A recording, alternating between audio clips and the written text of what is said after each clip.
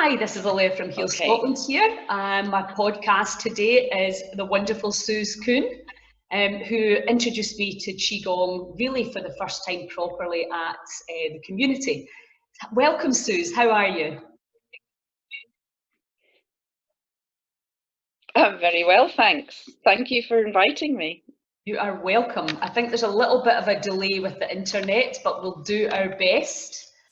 Can you start by explaining what Qigong actually is for those of us who have not really, have only heard the word? Okay. The simple answer is that Qi means energy and Gong means work or exercise. So we're doing exercise both physically with the body, but also with the mind, the yi, the willpower to move Qi through the body in a very deliberate way for healing. Fantastic, yes. And I learned the word yi from you, which at the community, and I have been using it ever since, because even if you can use the yi, which is like your imagination, your intention, isn't it? To go places that the body might not want to go. That's right, willpower. Yes, awesome. And the other question I wanted to ask you was, can you explain the difference between Tai Chi and Qigong? Because I think a lot of people get confused. Yeah, Tai Chi is one of the three pearls of the Chinese martial art, the Qi Chuan, Baguazhan, and Jing Chuan. And the Qi in Tai Chi, although we can't hear it, is pronounced slightly differently, and it means the supreme absolute. So what it's telling you is that it's the best of the martial arts. Okay. As opposed to the Qigong, which is energy work. Yes, yes. And in the actual poses or movements, what's the difference there?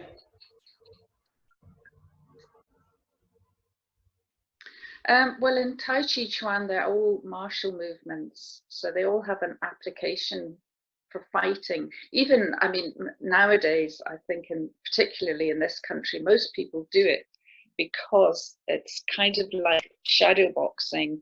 It's very slow and deliberate when you're not doing it with a partner.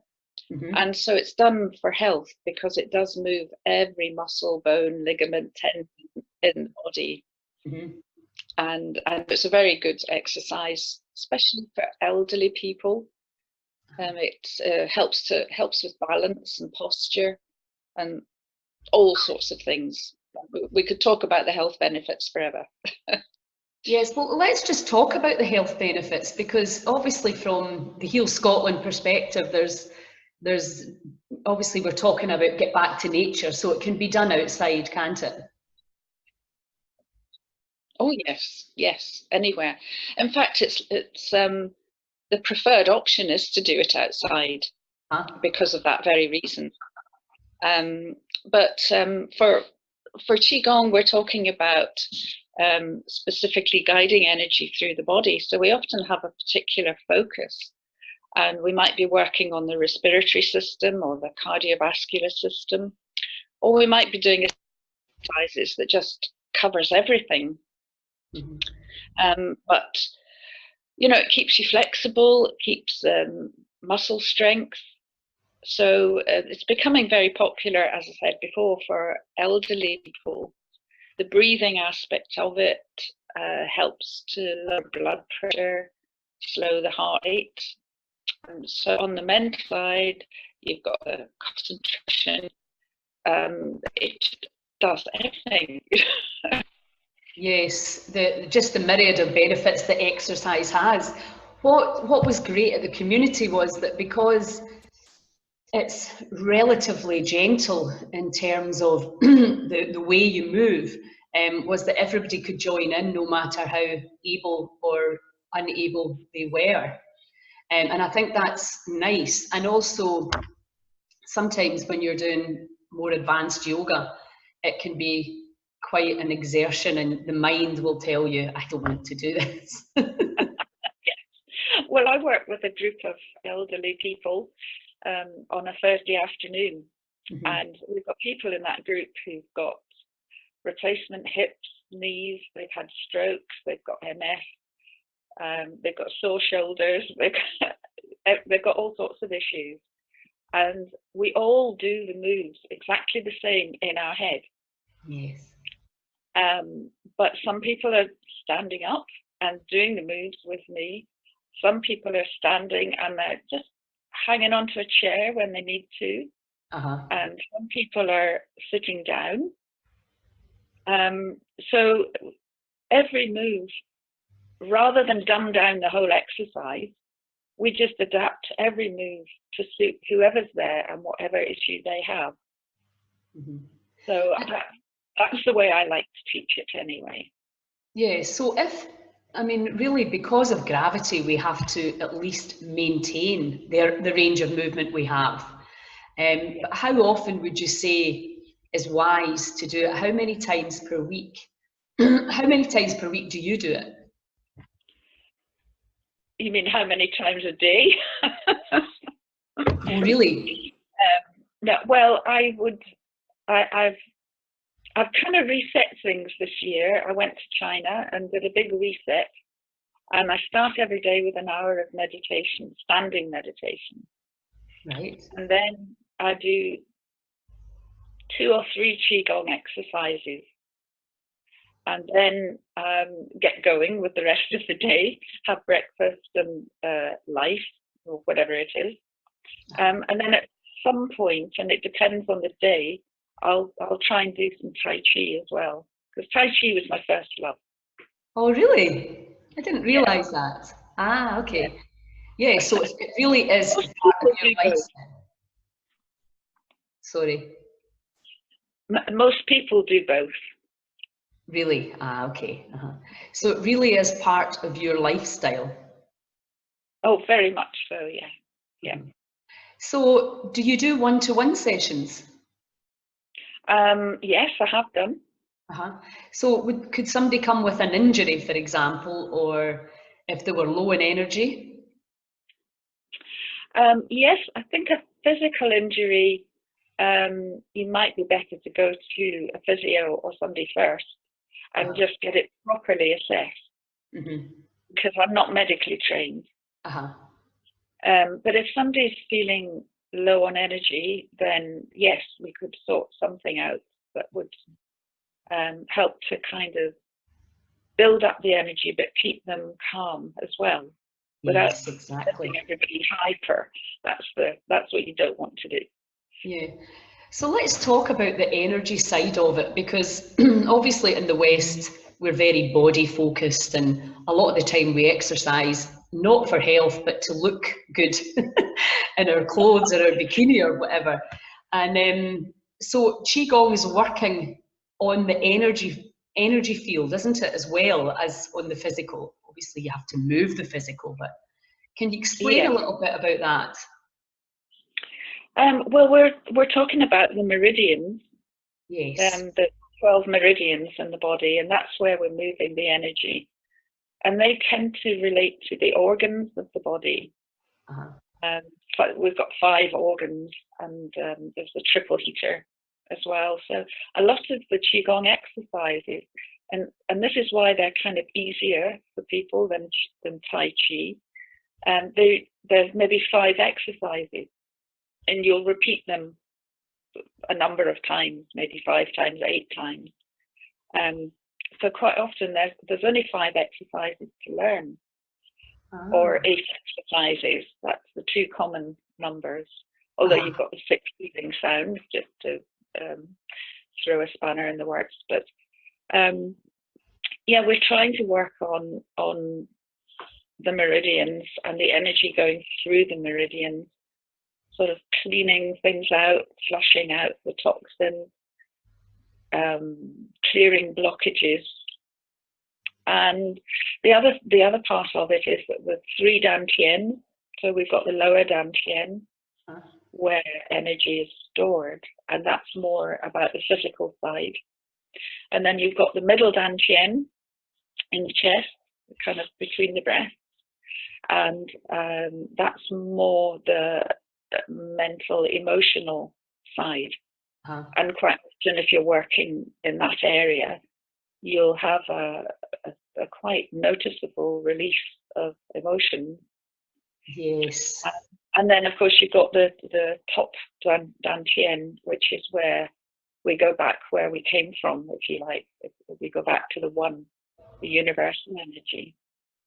Yes, and the meridians, for those who maybe don't understand that word, are really energy lines that run through the body, and the same energy lines that acupuncture uses, acupressure, and EFT. We're all working on these energy drains, energy lines, if you like, and for some reason energy gets stuck there, doesn't it? So Qigong is another way to help release the blockages and allow the energy to flow, because if it becomes stagnant, then we can experience disease. Absolutely, yes. And one can cause the other. Yes, yeah. And at the community, we looked at the three, the kind of food body, the physical body, then the emotional side, and then obviously our faith, our connection, our beliefs, etc. So that's why when you were explaining that, I was like, yeah, this works. This all works in perfectly with. It all fits in, yes. It's all the same thing. It's just from a slightly different angle. And we know that if people are very stressed and maybe they've had trauma in the past, that they just don't want to talk about it, and primarily I work with talk therapies, and that's why I like the breathing now, where there's just no story, and Qigong's the same. You just work with the body, and you don't have to relive all the pain. You can just really work in actually clearing out your drains. My pal used to say, clear your drains. So I always think of the meridians like drains. Yeah, well, they are sort of related to the lymphatic system. Yes, well, so that would make sense then. Yep. Mm-hmm. So one of the big messages, I think, and one of the big lessons that I learned from the community was that little and often, I think, is really the message for, I would say, for most people. I mean, obviously, depending on your personality, your desire, your passion, you can of course do these things for an hour or 2 hours. But even to take, like you said, to take 3 movements, and I really hope you'll do a little course for us for the app, so that people can copy you, and just bring this into their lives, because that's really what we need, something that you can actually look forward to doing, that is assisting the body, assisting your emotional state, assisting your connection, and how you feel about yourself in the body and in the world, really. Yes. I mean, it takes maybe 10 minutes to get through a Qigong form. Yeah, so that's perfect, because most people are chasing time, right? It's time that becomes the reason that we can't do things that make us feel good. So, I'm so busy, I'm so important, I can't do, Absolutely. And that's really the message that we want to get through. It's little and often, and also the self-care, carving out 30 minutes a day or 20 every single day. Yeah, exactly. Wherever your starting point is, if you're going to run a marathon, you don't go out and run the full 26 miles straight away. You start off from where you're at, and that's really, what we all have to do. But that's what I loved about the Qigong, was it was a really pleasurable experience. But do you find that because it is so apparently gentle, people maybe underestimate its power? I think people get out what they put in, and the more the practice, the better able they are to actually experience the power of it. So maybe the first time you do it, you just feel nice. It just, oh yeah, that was a nice thing to do, and I breathe better, I feel quite relaxed and energetic that night. And then you begin to do it more, and you basically better at it, and the body learns what you're doing, and the body jumps in there quicker and says, oh yes, I remember this. It does become more powerful, and I think you can do more with it. Yes, because I mean that's another thing we've been teaching is the repetition and the practice, because most of the time we're learning all this stuff and we're not embodying it. So that's exactly what you're saying there. It needs to be repeated with intention, attention, and willpower, so that the body, because we're really teaching the body a new trick. We are. Yeah, we are. I mean, I was away at Sami Ling last weekend, learning yet another Qigong routine. There are over 3,600 of them, so I'll never get bored. But every time I go there, and I was just saying to my teacher, you must get so disheartened, because you keep seeing us just faffing about learning these routines and not doing them properly, and just going through the moves, and it's like waving your arms and legs around, just, yeah, the hand goes here and this and this. But I promise you, I do go away and practice, and it can take months before you turn that set of movements into what I would really call Qigong. Yes. I know what you mean. It's the same with yoga. Sometimes you're just kind of sitting really uncomfortable, and then once you've practiced it, you start to really breathe into it and enjoy it, because the body's actually, particularly if you've not been moving, that was the other thing. I think nowadays people can get these, well, you're getting old, so your body's degenerating, which we know does not have to happen. Maybe you've got a disease, so people just kind of back into their house and stop doing things because they've been given this dismal picture of what's going to happen to them. And again, we saw at the community just that there was not a lot of physical exercise, but just a little bit of Qigong or Tai Chi or a few yoga poses every day, and I mean little, 15, 20 minutes, that by the end of it, that was significant. Likes of Heather cycling 8 miles when she would have struggled to cycle 1. So, and I think, and it's getting the feedback from the body that what you're doing is actually working, and that's because we're so impatient and we want it now. The idea of having to practice something for 3 months, even with the breathing, practicing to get this powerful feedback from the body that you're actually having an effect. Because my big mission is to convince people that they have the power to heal themselves, but you have to. And if you don't believe that you have the power, then you're not going to take the action. So That's true. Yeah. The inspiration, I know that you're based down in White House, so tell me where you run your workshops and your seminars. Well, mostly in the White House Village Hall. That's a lovely hall though, isn't it? I've been doing them there. It's not very handy. I've had people coming over from Ayrshire and Arran and Tainault, Oban to come to the workshops. So I think next year I'll probably be moving around a bit more. Yeah, I mean, the thing is, the closer you can take it to the people, the easier it is. Unless you're really, because it's time again, isn't it? If it's going to take you half an hour or an hour to drive there and back, that gets factored into your, so yeah, I think that's a really good idea. And build a little network up and share the magic of Qigong.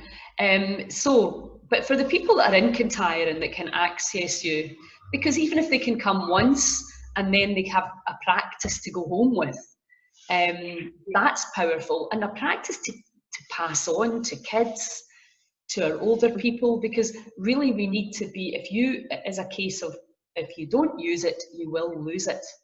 And the idea that we need to get old in the kind of traditional sense is just not true. The body is a phenomenal regeneration capacity that we need to use the power of our will to engage and to prove that to ourselves.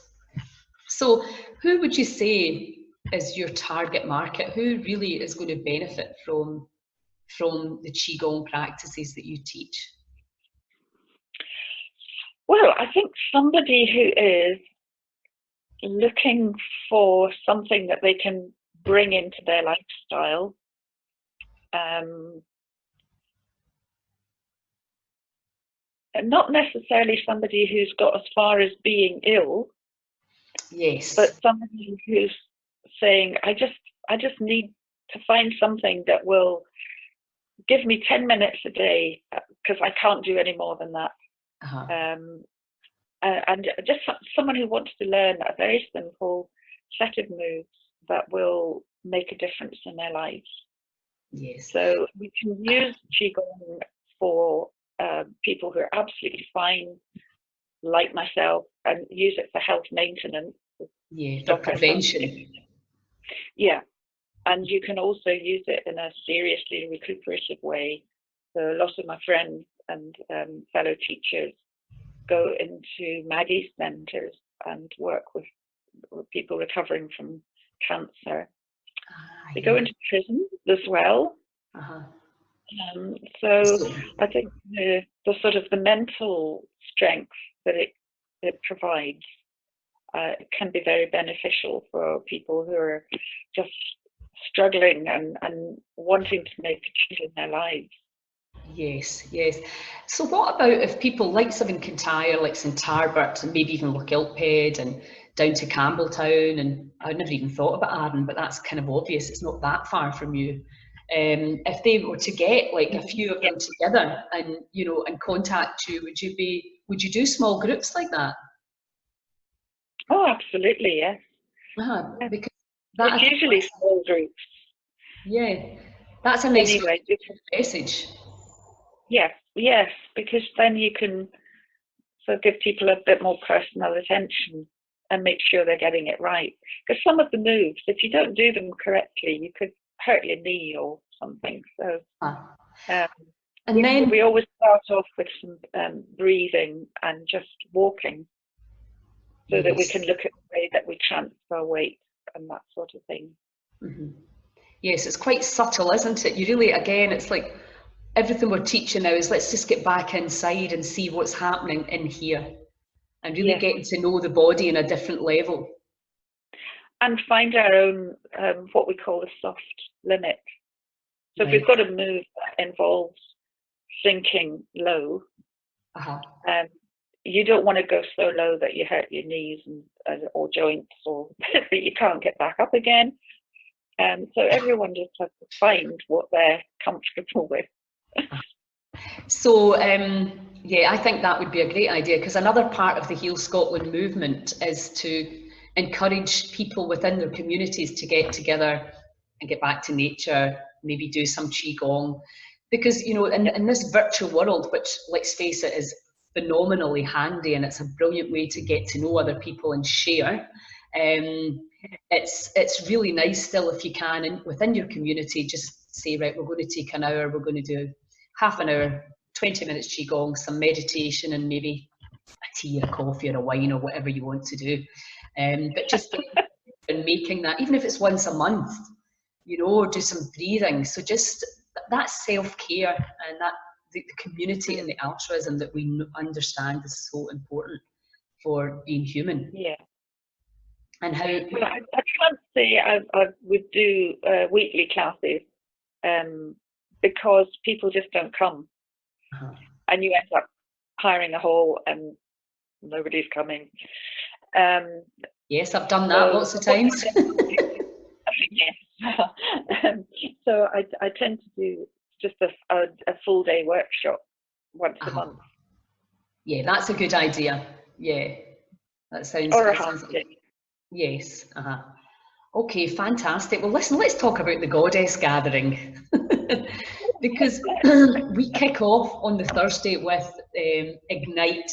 That's the name, the theme for the day, where we're Okay. igniting and we're going to be unblocking. Obviously, you're going to be doing your stuff. I'm going to be doing some breathing and letting go. So it's we're just going to elevate and ignite this amazing 4-day retreat. So, woo! So, do you want to talk a little bit about the Goddess Gathering and how can we encourage people to come over from Kintyre and Tarbert, even just for the day, if they're not coming for the full retreat? Yeah. Yeah. We're obviously using social media to tell people that it exists. That's the first thing. Mm-hmm. And I think there's so much in the Goddess Gathering, but it does need a little bit of explanation. That it's not just like a hen party and people just having lots of fun. There is a great deal of information to be shared as well, but it's done in such a sharing, a warm, a giving way, and everyone knows that they're there with the same mindset. It's like being part of a tribe. Yes, it is a phenomenal. The venue is a little bit of luxury as well. So well, there's the option obviously to stay there, but for people who can't afford that, there is an option just to come every day and Yes. dip into the things that are important to them. Yeah. And I'm sure once you've got the full program up there in all its wonderful detail, then people will just be inspired to even if they haven't managed to clear enough time off work and everything, then people will hopefully be able to come and dip into what they think is going to be the meaningful part. And take what they need. Yes. Yeah. Yes. Yeah. So, I mean, the timetable works with the ferries, and people can come and do whatever it is that they need to do. So, and yeah, and if they can come and stay, then obviously, again, everything is laid on for really helping you to understand how powerful you are and to mix with these like-minded, amazing women. And it is, it's not. Somebody said to me, the Goddess Gathering, the title puts people off. It's just women supporting women. Yeah. If it's time to take a little bit of time out, a bit of self-care, try new things, meet new women. It doesn't matter whether you've ever heard the word Qigong or been in a yoga mat. You don't need any of that. It's for all levels. So yeah, please come and join us if you're listening. It's nice to have something like that on our doorstep. Normally we have to travel, quite often to another country to get this level of education and information all under one pretty spectacular and beautiful roof. Yes. Yes. So listen, thank you so much for taking the time out this morning, and we're all better educated and understanding the power of Qigong and how we can bring it into our lives. And again, if you can, I'll put your links and you can let people know when your next workshop is.